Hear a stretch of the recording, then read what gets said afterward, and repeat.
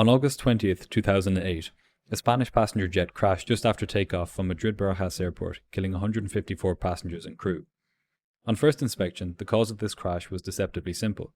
However, once you dig deeper, what emerges is a story of tragic coincidences and ironies. The crash came so close to not happening at all. This is not a tale about a plane catching fire or a pilot flying into a mountain at night. This is a complex story about a crash that almost didn't happen. This is the story of Spanair Flight 5022. On the afternoon of August 20th, 2008, 166 passengers and 6 crew boarded Spanair Flight 5022 at Madrid-Barajas Airport in Spain. Their destination was Gran Canaria Airport in the Canary Islands, a 3-hour journey. Most of the passengers were Spanish, but there were a small number of other nationalities on board, including some Germans, French, Turkish, Italians, and others. The majority were holidaymakers, looking for a break from the stifling Madrid summer. The captain, 39-year-old Antonio Garcia Luna, was an experienced pilot, with over 8,000 flying hours. He had previously served in Spain's Air Force, where he had been a flight instructor and test captain. In 1999, he joined Spanair as a first officer, and became a captain on the MD-80 in 2006. The reports of his tests, simulator sessions, and line training indicate that he was an above-average pilot.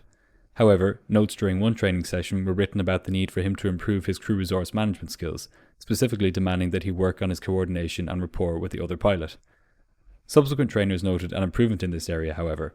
Crew members who knew the captain described him as being disciplined, precise, and meticulous in his job, and as somebody who adhered to procedures rigorously. The first officer on this flight was 31-year-old Francisco Javier Mulet. He had been hired by Spanair just the previous year, with only 220 total hours under his belt. At the time of the accident, he'd accumulated just over 1,200 flight hours, most of which were on the MD-80. Pilots who had flown with the first officer had described him as a serious and disciplined pilot, who was polite and made an effort to collaborate. They specifically noted how much he loved to fly and how happy he was to have the chance to do so. The aircraft being used for this flight was a 15-year-old McDonnell Douglas MD-82. While mostly retired now, the jet had been hugely popular with airlines in the US and Europe in the 1990s and early 2000s, and was one of the safest passenger planes in the sky. What is especially tragic about this accident is how close it came to not happening. At just before 1:30 in the afternoon, the pilots called the tower controller, reporting that they were ready for takeoff on runway 36 left.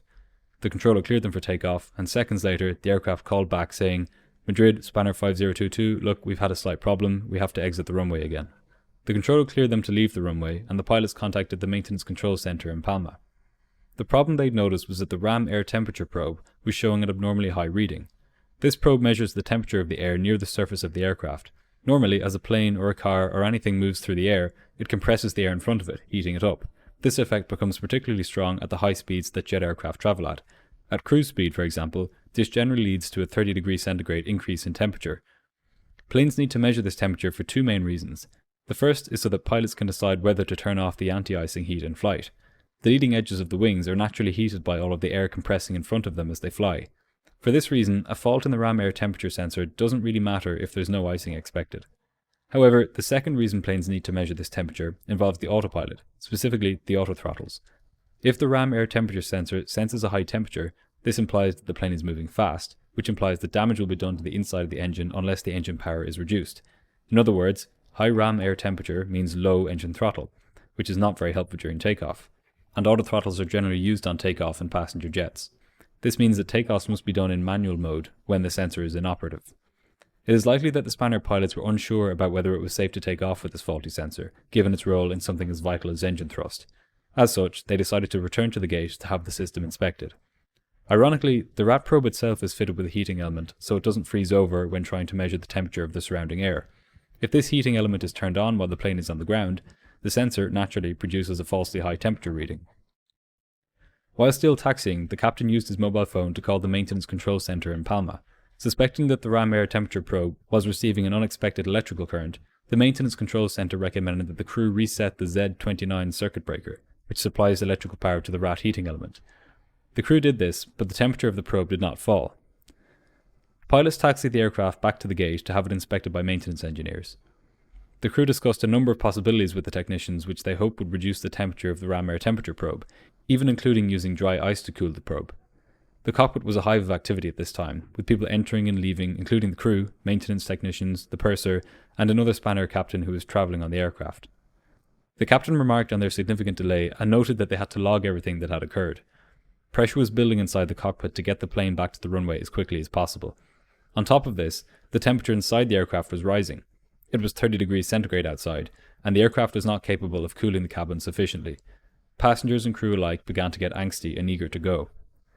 The engineers spent over an hour trying to fix the faulty sensor, but ultimately they proposed that the crew simply pull the circuit breaker so as to disconnect the electrical supply to the ram air temperature probe heater.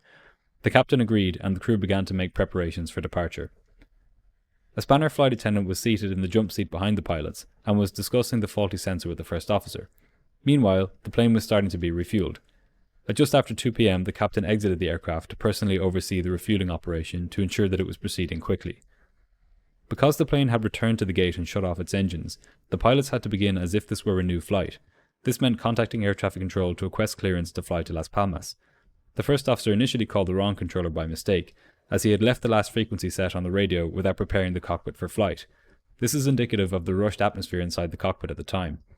It is exactly in abnormal situations like this when pilots need to adhere most rigorously to procedures. There is further evidence recorded in the cockpit voice recorder that the captain felt under time pressure when the pilots went through the before start checklists.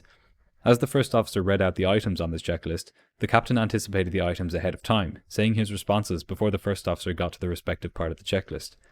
Before taxiing, the captain also called air traffic control to determine whether there was any delay on air traffic control's part. It was the first officer's job to handle the radios, yet the captain was doing this for him.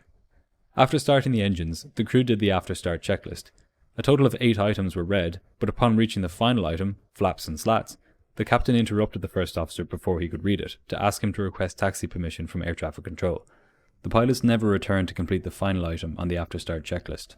This was a mistake, but it was one of a number of opportunities the pilots would have to configure the flaps correctly between now and takeoff. As the pilots started taxiing towards the runway, they went through the taxi checklist. This included an item which involved the pilots checking the indicating light for the automatic reserve thrust system. This light should be on, indicating that additional automatic thrust is available if there is an engine failure on takeoff. If the slats are not configured for takeoff, however, this light does not illuminate.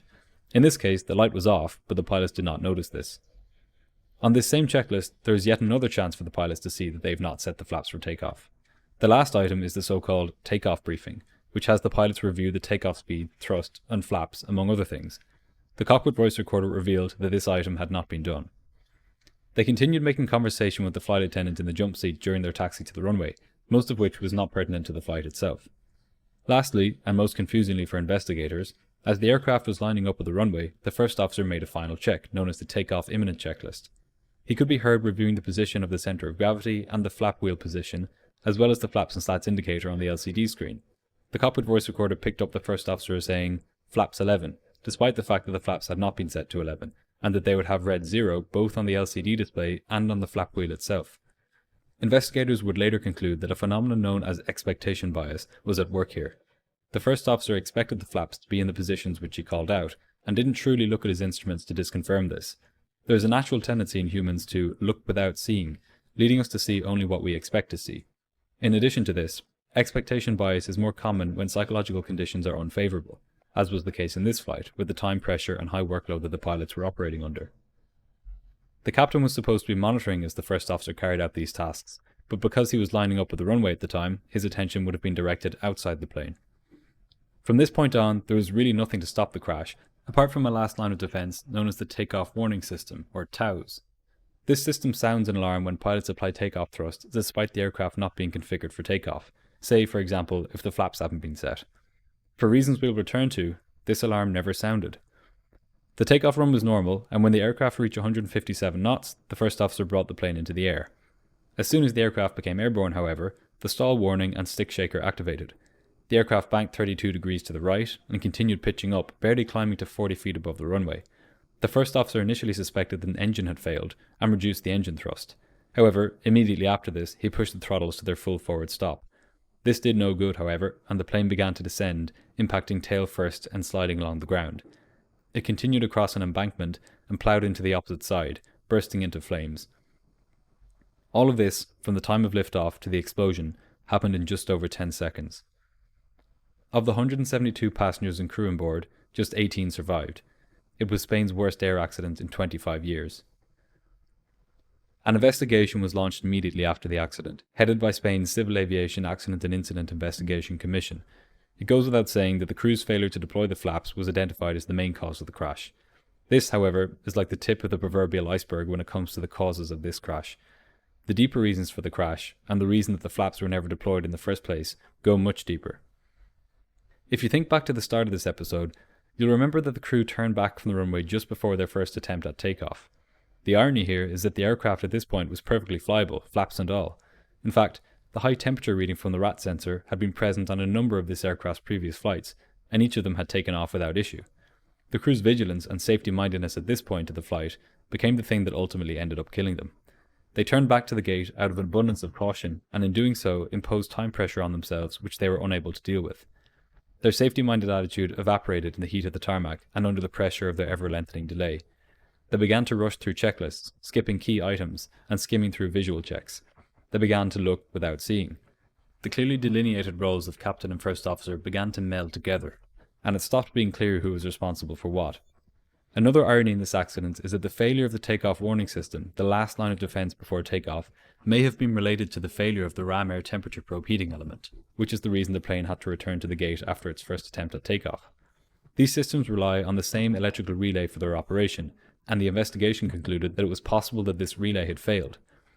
Other documentaries on this accident have mentioned this linkage between the takeoff warning system and the ram air temperature probe as a certain thing, but the truth is that after extensive inspection and testing of the relevant components, the investigation could find no reason that the takeoff warning system was inoperative on this flight.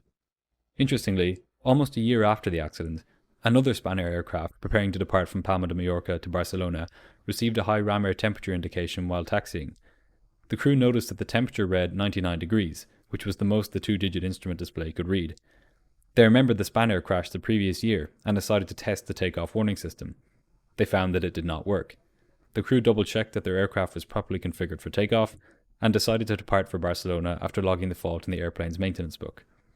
Boeing reported that it was aware of 6 cases that had been communicated by airlines from the year 2000 to 2008 in which there were combined high ram air temperatures and failed takeoff warning system tests, of which 4 were solved by replacing this electrical relay which both systems draw power from.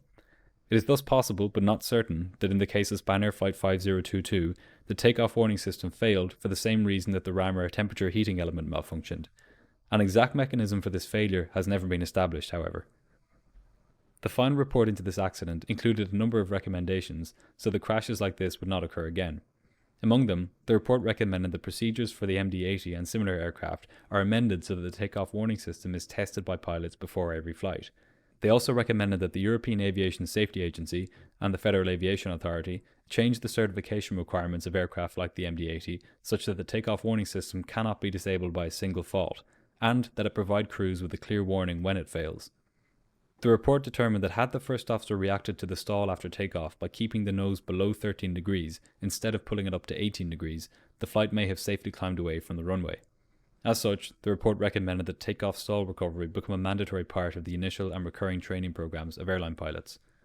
Finally, a series of recommendations were made in relation to crew resource management, as this was a key contributor to the Spanair crash.